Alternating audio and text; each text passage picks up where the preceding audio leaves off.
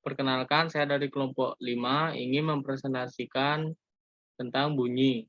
Sebelum itu, saya ingin memperkenalkan diri dan kelompok saya. Saya Iwayan Egi Raditya Wardana dengan NIM 020, IKD Arsa Prayoga dengan NIM 005, Iwayan Widi Andika dengan NIM 022, dan Messi Adinda Putri dengan NIM 024. Bab 5, Teori Bunyi.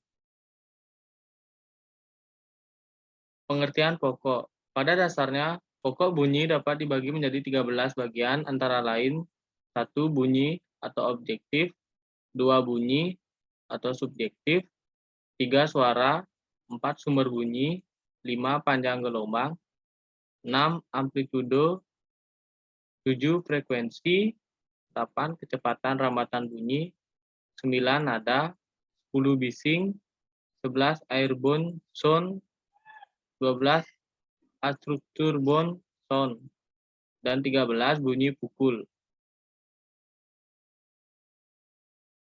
Syarat bunyi terdengar. Sumber bunyi.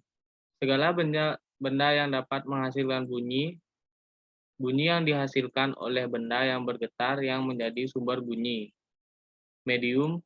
Gelombang bunyi merupakan gelombang mekanik yang membutuhkan medium untuk proses perambatannya. Tanpa ada medium, maka bunyi tidak akan bisa merambat dan tidak bisa didengar. Penerima bunyi.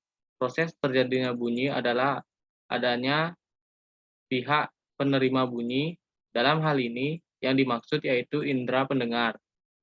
Tingkat bunyi. Tingkat bunyi adalah hubungan dari sensasi bunyi subjektif untuk kenyaringan dan kuantitas intensitas suara yang berbanding logaritmik. Ulang. Aku unmute dulu ya. 1, 2, Oke. 3. Tingkat bunyi. Tingkat bunyi adalah hubungan dari sensasi bunyi subjektif untuk kenyaringan dan kuantitas intensitas suara yang berbanding logaritmik. Satuannya dinyatakan dalam Bell, merujuk pada penemuannya yakni Alexander Graham Bell, dan umumnya dinyatakan dalam satuan desibel atau dB, di mana 1 bel sama dengan 10 dB. Tingkat bunyi atau sound level adalah bel sama dengan 10 log dalam kurung I per I0. D sound level dB. I intensitas bunyi. I0 intensitas pendengaran minimum manusia yakni 10 pangkat 10 W per M persegi. Konstanta I merupakan intensitas acuan yang telah dipilih dan juga logaritmanya berada pada angka 10. Selain itu, I0 adalah acuan yang diambil sebagai ambang pendengaran minimum yang dapat didengar oleh telinga. Dalam kurung, I0 sama dengan 1,0 kali 10 pangkat 12 W per M meter persegi. Oleh karena itu, apabila tingkat bunyi yang berasal dari bunyi yang mempunyai intensitas sebesar I sama dengan 1,0 kali 10 pangkat 10 pangkat min 10 W per M meter persegi, maka Bel sama dengan 10 log dalam kurung 1,0 kali 10 pangkat min 10 W per M meter persegi per 1,0 kali 10 pangkat min 12 W M meter persegi sama dengan 10 log 100 sama dengan 20 dB. Hasil dari log 100 adalah 2, sesuai dengan logaritma. Sementara itu, tingkatan bunyi ambang batas yang dapat didengar oleh telinga adalah 0 dB, sehingga bel sama dengan 10 log 10 pangkat min 12 per 10 pangkat min 12 sama dengan 10 log 1 sama dengan 0. Di samping itu, yang harus diperhatikan juga adalah apabila terjadi kenaikan intensitas bunyi pada faktor 10, maka secara tidak langsung pasti akan menaikkan tingkat bunyi sebesar 20 dB. Ya. Saya lanjutkan. Intensitas, frekuensi, dan keras bunyi. Intensitas bunyi adalah daya bunyi per satuan luar ruang yang terpapar bunyi. Persatuan luas ruang tersebut terbentuk bola yang permukaannya tegak lurus terhadap sumber bunyi. Intensitas bunyi yang terukur terkait erat dengan jarak terhadap sumber bunyi, di mana besarnya berbanding terbalik dengan kuadrat jarak tersebut.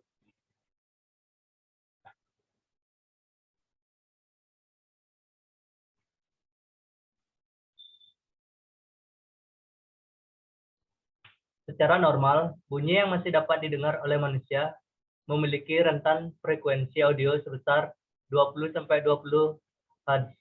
Tetapi rentang ini dapat lebih sempit atau melebar tergantung usia pendengar. Intensitas bunyi atau tingkat bunyinya makin menurun, maka rentang frekuensi makin sempit.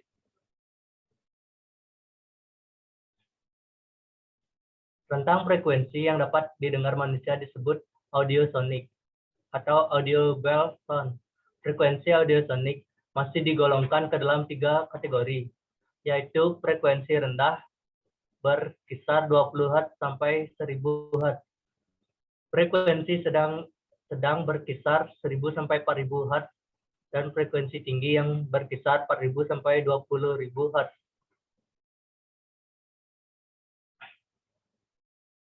Untuk frekuensi di bawah 20 Hz tergolong rendah dan hanya dapat didengar oleh hewan seperti jangkrik, anjing, ikan hiu, dan ular. Frekuensi itu disebut juga infrasonik.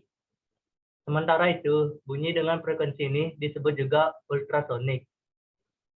Rentang audiosonik dapat dibedakan berdasarkan jenis bunyi, yaitu percakapan atau musik berikut. Gambaran frekuensi yang dapat didengar berdasarkan tingkat bunyi dengan pengukuran SPL. Berdasarkan gambar 5.20, diketahui bahwa telinga manusia lebih banyak mendengar bunyi dengan frekuensi rendah dan sedang. 1. Bunyi dengan SPL 60 dB berfrekuensi 50 Hz dengan keras bunyi lebih lemah lagi hanya 30 font. 2. Bunyi dengan SPL 60 dB berfrekuensi 100 Hz terdengar dengan keras bunyi lebih lemah hanya 50 font. 3. Bunyi dengan SPL 60 dB frekuensi 50 Hz terdengar dengan keras bunyi lemah hanya 30 font. Telinga paling sensitif dapat mendengar dengan rentang 3000 sampai 4000 Hz, di mana dengan SPL yang sama 60 dB, bunyi terdengar lebih keras mendekati 70 font. Jika grafik rentang audiosonik baik untuk percakapan atau speak dan musik digabungkan dengan kontur kekerasan bunyi, diperoleh grafis seperti pada gambar 5.22. Berikut. Batas bawah kontur kekerasan bunyi adalah ambang dengan sedangkan batas atas adalah ambang sakit. Pengaruh lingkungan pada bunyi. Perambatan bunyi atau propagasi sangat dipengaruhi oleh kondisi lingkungan. Suhu udara turun atau dingin, kecepatan rambatan gelombang bunyi pun menurun. Saat melawan angin, arah rambatnya menuju ke atas. Pada malam hari terjadi sebaliknya. Makin jauh dari permukaan tanah, suhu udara menghangat. Kecepatan rambat gelombang bunyi meningkat dan saat terdorong angin, arah rambatnya menuju ke bawah. Perubahan arah rambat gelombang bunyi ini dapat mempengaruhi penerimaan bising saat malam hari. Dengan arah rambat gelombang bunyi ke arah bawah, akan lebih banyak bising yang diterima dari lingkungan. Akustik. Akustik adalah peralatan atau material atau tata cara demi mendapatkan kualitas bunyi yang baik. Pengertian lain, akustik merupakan pengendalian bunyi agar diperoleh kualitas bunyi yang baik. Akustik dibutuhkan dalam perencanaan bangunan dan lingkungan karena hal-hal sebagai berikut. 1. Kebutuhan kapasitas audiens yang bertambah kebutuhan fleksibilitas ruang. 2. Adanya sumber bising di dalam ruangan umum, misalnya peralatan mekanikan. 3. Adanya komponen bangunan pengantar bising, misalnya konstruksi yang dengan dan tipis pipa Duktian. 4. Adanya sumber bising di luar bangunan, misalnya kendaraan atau mesin. Lingkup akustik. Akustik lingkungan, dalam kurung selanjutnya disebut akustik saja, meliputi akustik ruang dan kontrol bising. Akustik ruang merupakan konsep akustik yang menyediakan keadaan terbaik untuk produksi, peramatan, dan penerimaan bunyi. Sementara kontrol bising merupakan konsep akustik yang meniadakan atau mengurangi bising dan getaran dalam jumlah yang cukup. Bisa dilanjut. Definisi. Auditorium berasal dari kata audiens, yang berarti pendengar, penonton, pemerhati, dan pemirsa. Dan kata rium yang berarti tempat. Auditorium dapat diartikan sebagai ruang untuk mendengar dan melihat. Di dalam ruang auditorium terbagi menjadi dua bagian, yaitu 1. Zona panggung untuk pemain pertunjukan, 2. Pengendalian acara serta zona kursi audiens. Klasifikasi auditorium berdasarkan fungsinya, auditorium dapat dibedakan menjadi auditorium pertemuan, auditorium seni, dan auditorium multifungsi.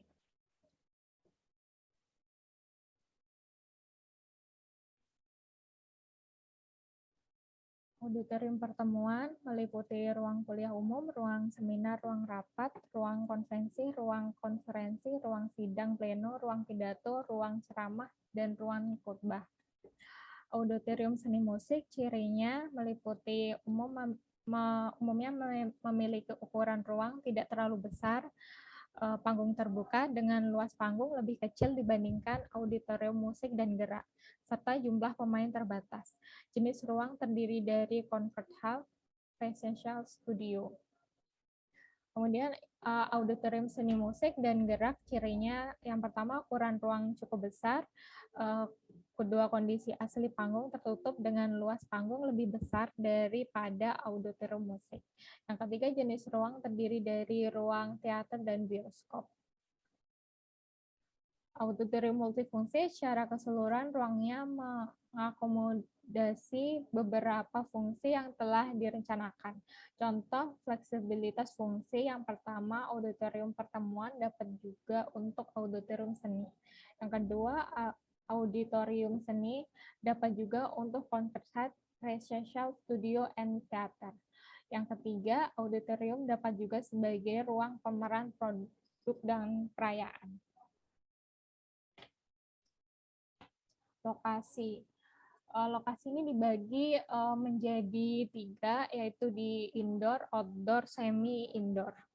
Indoor, ciri-cirinya terletak di dalam bangunan, kualitas akustik lebih mudah dikontrol, fungsi auditorium berupa seni, pertemuan, dan multifungsi. Ciri-ciri auditorium outdoor yaitu terletak di luar bangunan, telah ada sejak abad ke-4 Masehi, kualitas akustik cenderung lebih sulit dikontrol, fungsi auditorium umumnya untuk seni berupa amfiteater. Ciri-ciri semi-indoor, panggung berada di dalam ruangan terbuka, sedangkan audiens berada di ruang terbuka atau sebaliknya. Kualitas akustik cenderung lebih sulit dikontrol, fungsi auditoriumnya umumnya untuk seni. Bentuk dasar denah auditorium. Itu ada 3, auditorium panggung tertutup, auditorium panggung terbuka, dan auditorium panggung arena. Bisa dilihat gambar di bawah. bentuk-bentuk auditorium bentuk dasarnya. Bentuk dasar potongan auditorium bentuk dasar potongan auditorium dibedakan oleh desain lantai, audiens, dan plafon menjadi yang pertama horizontal seating, yang kedua reflective shelf, yang ketiga reflective shelf, serta racket seating.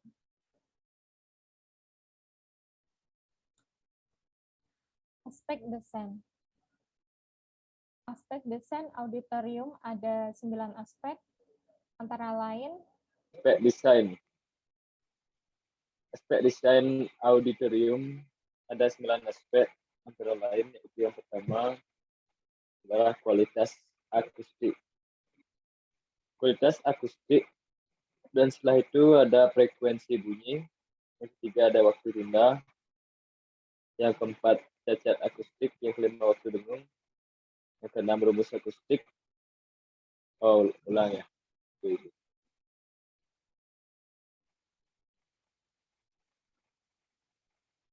Aspek desain. Aspek desain auditorium ada 9 aspek, antara lain kualitas akustik, frekuensi bunyi, waktu tunda, cacat akustik, waktu dengung, rumus akustik, material akustik, koefisien penyerapan bunyi, dan yang terakhir ada pengaturan interior.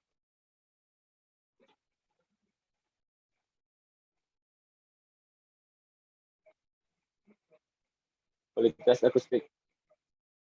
Kualitas akustik adalah pengendalian bunyi untuk memperoleh kualitas bunyi yang baik tanpa cacat akustik. Syarat bunyi dengan kualitas akustik yang baik yaitu terdengar dengan jelas, terdengar keras dan merata, memiliki waktu tunda yang tepat, bebas cacat akustik, gema tergaung, dan juga memiliki waktu dengung yang tepat. Selain itu, kualitas akustik juga bebas dari kebisingan.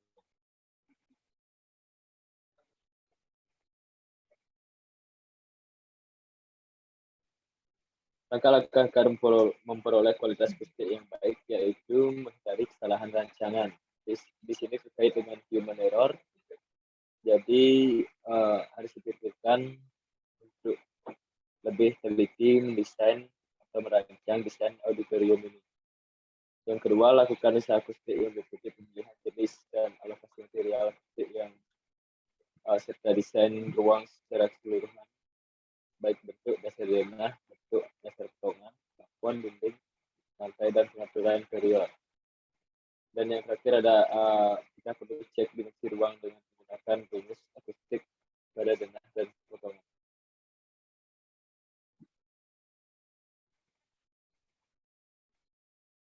Aspek desain untuk kualitas akustik pada auditorium antara lain sebagai berikut, yaitu fungsi dari auditorium itu sendiri, yaitu ada 3, pertemuan, seni, atau multifungsi. Lokasinya itu ada indoor, outdoor, dan semi-indoor. Bentuk dasar denah biasanya panggung tertutup, panggung terbuka, atau panggung arena. Bentuk dasar potongan horizontal seating, reflective cell atau reflective cell, dan racket seating. Kapasitas dan okupansi audiens, satuan orang, pengaturan interior, layout kursi, dan desain plafon.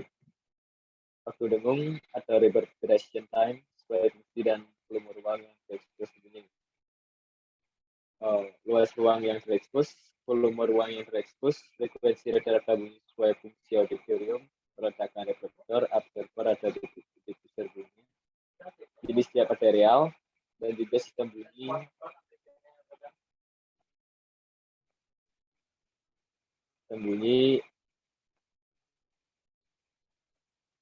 Setelah itu ini adalah bagian dari kualitas bunyi berkaitan dengan fungsi lokasi untuk denah, untuk potongan, kapasitas bagian, interior setting, sistem bunyi, dan seterusnya.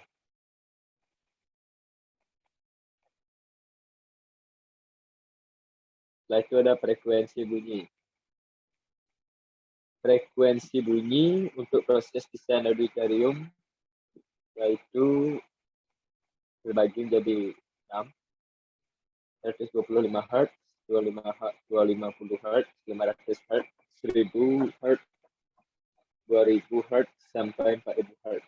Tentang frekuensi bunyi musik lebih besar daripada percakapan. Umumnya frekuensi rata-rata bunyi percakapan yang digunakan dalam proses desain auditorium musik pertemuan yaitu 500 Hz. Sedangkan pada fungsi seni lebih tinggi sekitar 1000 Hz.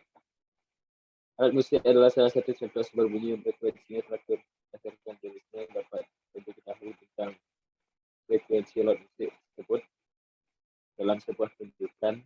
Jika berapa alat musik dimainkan akan terdengar frekuensi dan jenis alat musik yang dominan terdengar. Ini adalah tentang frekuensi bunyi. Ini gambar. Dan setelah itu, proses penambatan bunyi di ruang auditorium dapat dijelaskan dalam uraian berikut. Itu gambar yang di kanan dapat dilihat garis-garisnya ada bunyi asli atau bunyi langsung dan juga ada bunyi pantul.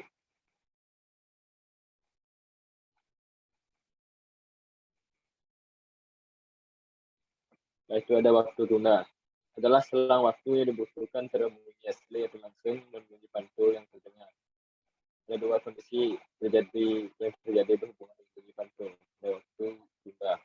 Hubungan antara bunyi pantul dan waktu tunda yaitu yang pertama, jika bunyi pantul memiliki waktu tunda yang tepat akan berbuat bunyi asli sehingga meningkatkan kualitas akustik. Dan sebaliknya, jika bunyi pantul memiliki waktu tunda berkepanjangan akan tiba tidak pada waktunya dan terjadi cacat akustik berupa gemuk.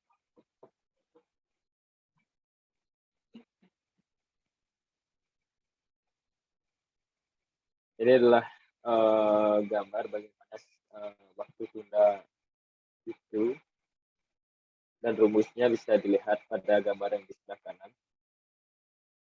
Untuk menentukan besar waktu tunda yang ada pada desain.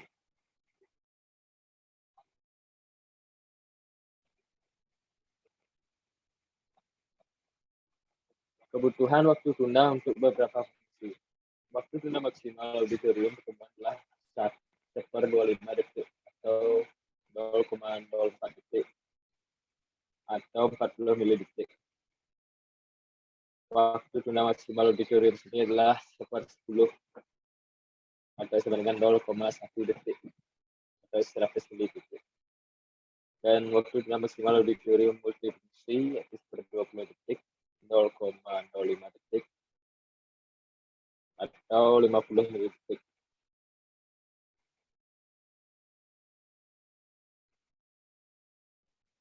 Dan setelah itu ada cacat akustik. Cacat akustik itu dapat dilihat dari adanya dua cacat akustik, yaitu ada gema teko dan juga gaung. Gema sendiri adalah bunyi yang terdengar akibat pemantulan bunyi berkepanjangan sehingga waktu tunda melebihi waktu yang diperlukan. Sedangkan gaung itu adalah tidak jelasnya bunyi akibat bunyi pantul yang berulang kali menimpa bunyi yang terdengar. Jadi dapat dilihat pada gambar itu ada proses antara gema dan gaung. Perbedaannya terletak pada durasi atau pengulangan.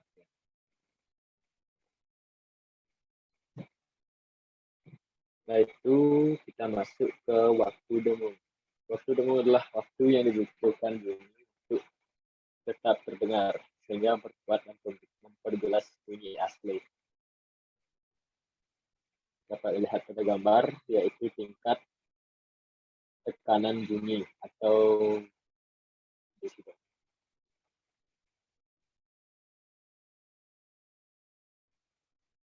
Kebutuhan waktu dengung. Auditorium pertemuan membutuhkan setidaknya setengah sampai 1 detik. Idealnya itu 0,75 detik. Sedangkan auditorium seni 1 sampai 2 detik, idealnya 1,5 detik. Rumusnya yaitu waktu dengung sama dengan 0,16 kali volume ruang per jumlah luas per jenis material dikalikan koefisien penyerapan bunyi per jenis material interior yang berekspos sama dengan 0,16 volume ruang per absorpsi bunyi dalam ruang dalam satuan meter kubik.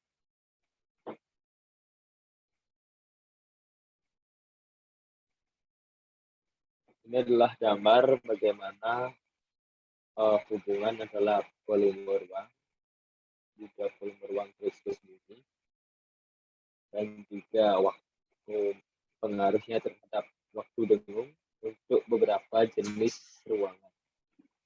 Itu berbeda-beda waktu dengung.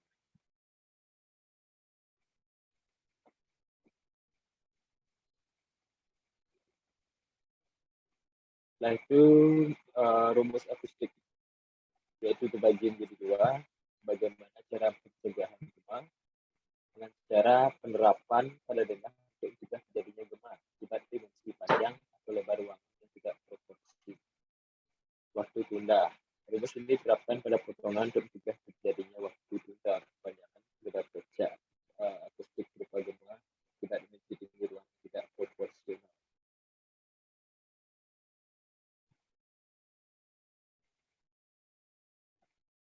Ini adalah rumus pencegahan gema, yaitu auditorium pertemuan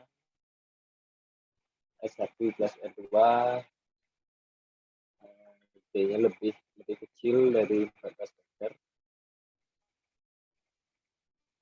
berbeda dengan auditorium sendiri di mana D-nya lebih kecil dari 34 meter, terletak pada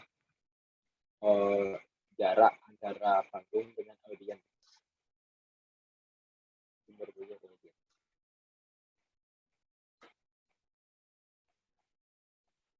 Sedangkan rumus waktu tunda sendiri yaitu jarak 1 plus jarak 2 dikurangi jarak lurus antara sumber bunyi dengan audiens per 0,34. Itu kurang lebih 30 detik.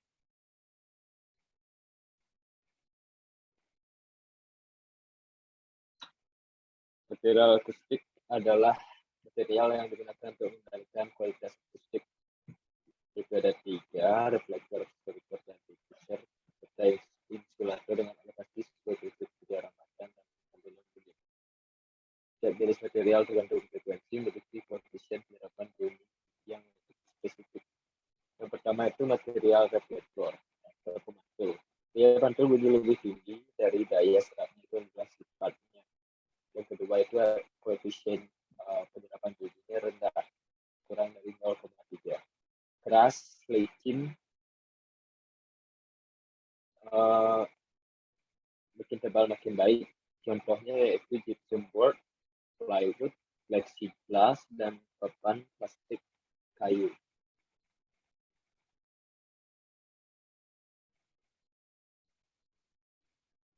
Material absorber atau penyerap. Daya serap bunyi lebih tinggi daripada daya pantulnya. Koefisien serapan bunyi tinggi, lebih dari 0,3 dan terdiri dari material lunak seperti panel dan resonator rongga. Contohnya yaitu softboard, lumut akustik atau glass wall, soft wall, acoustic tile, mineral tile, dan concrete.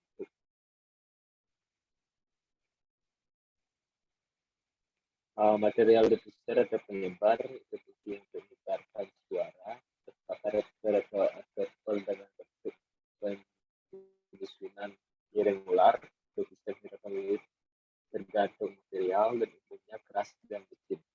Dengan bentuk penyusunan irregular, maka bunyi pantul dapat dibuat tipis atau disebar dan juga gitar itu.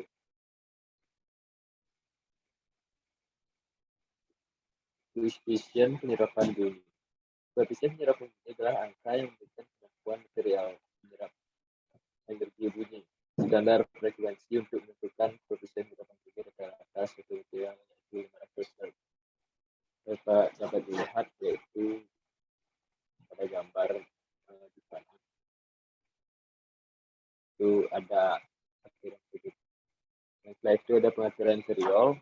Aspek yang pengaruhi pengaturan interior pada auditorium adalah jarak maksimal bagi audiens, interval sudut ideal dari audiens, sebaliknya sudut ideal dari audiens ke panggung, layout kursi pas, kedalaman plafon, sudut miringan opsional lantai audiens untuk garis penglihatan normal, dan juga lebar minimal koridor, jumlah kolom kursi dan alokasi koridor, jumlah maksimal kursi per baris, dan yang terakhir dimensi kursi dan jarak antar kursi. Ini adalah salah satu bentuk kursi menyerupai kipas diaplikasikan kepada auditorium karena sangat efektif untuk penyebaran bunyi.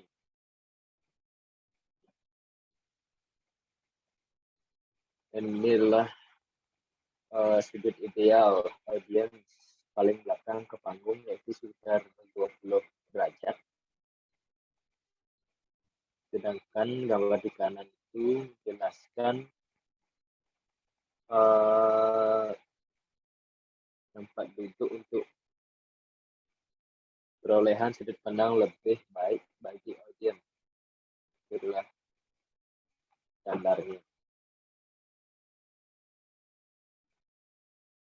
Kedalaman balkon atas ceiling itu tingginya kurang lebih 2 kali tinggi jarak.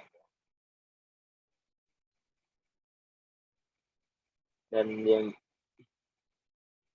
pemiringan lantai yang tidak menunjang penglihatan audiens dapat dilihat pada gambar yang di atas, bagaimana para audiens tidak bisa menikmati pertunjukan dengan sudut pandang yang sangat tidak profesional.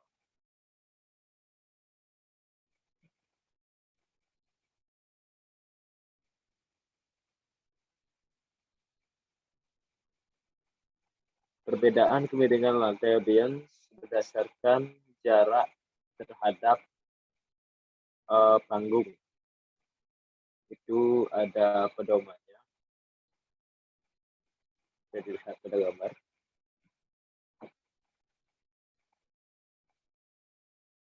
Jadi untuk kursi atau seatingnya sendiri itu ada standarnya, dengan jarak atau dimensi dari kursi itu sendiri, itu mengatur susunan dari barisan kursi audiens agar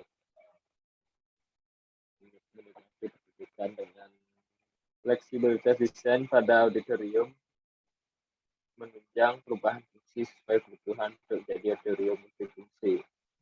Perubahan aspek desain diantaranya itu bentuknya kabinet yang berupa konser hall,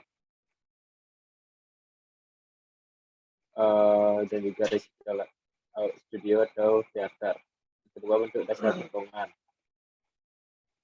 Yang ketiga, layout kursi yang mengikuti perubahan panggung. Yang keempat, desain plafon yang mengikuti perubahan panggung dan layout kursi. Yang kelima, perubahan jenis dan luas material yang tersebut. Dan keenam, peningkatan baru dari material kursi reflektor dan diffuser.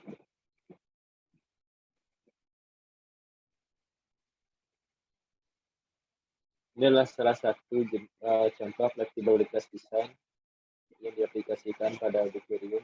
Bagaimana desain yang kiri itu adalah desain klasik ala Meksiko.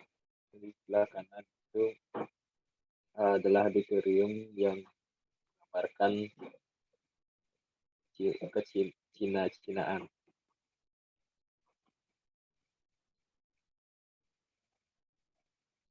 Contoh studi kasus yaitu pada ruang auditorium multifungsi gedung P1 dan P2 Universitas Kristen Petra. Metodologinya yaitu dilakukan dengan cara studi literatur terlebih dahulu menentukan standar-standar akustik yang digunakan pada desain auditorium ini, dan tidak sebatas proses analisa dengan software terhadap desain awal saja, namun bila desain awal tidak memenuhi preskripsi akustik yang digunakan sebagai maka dilakukan perbaikan dan dilakukan proses analisa kembali.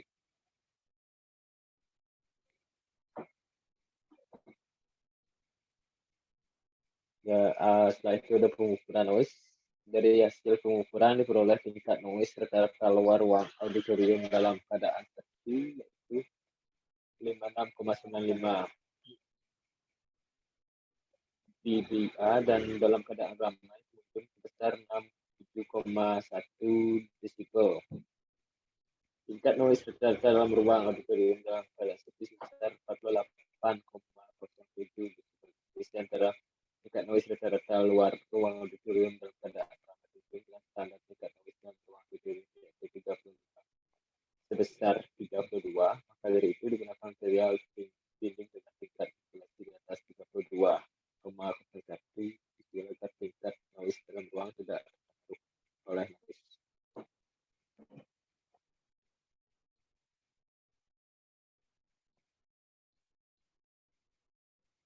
Analisis dengan material awal. Di dalam gedung ini digunakan material berupa semen lapis granit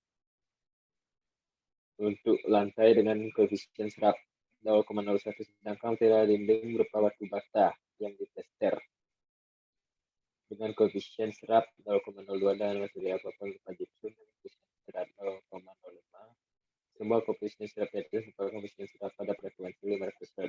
Frekuensi tersebut merupakan acuan dalam desain satu ruang karena sesuai dengan intensitas suara maksimum yang dihasilkan oleh biasa itu secara normal atau normal state.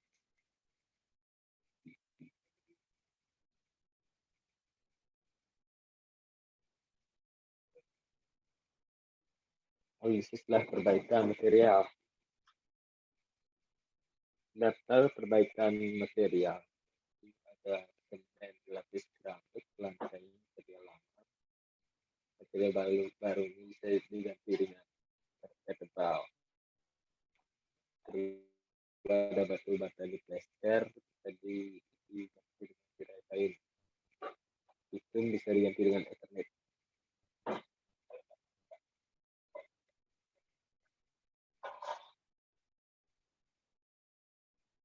Analisis area panggung.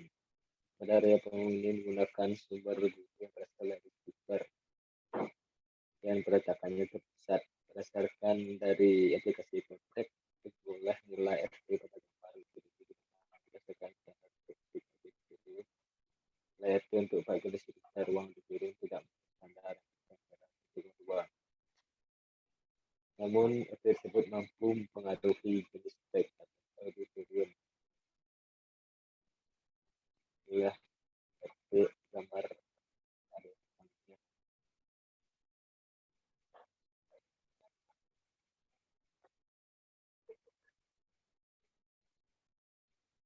analisis area balkon.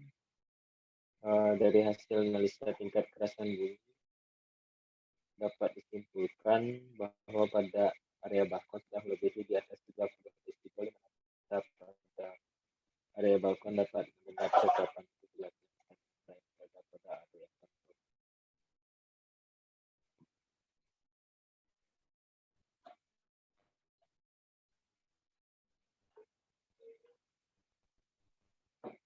Terima kasih dari kelompok 5.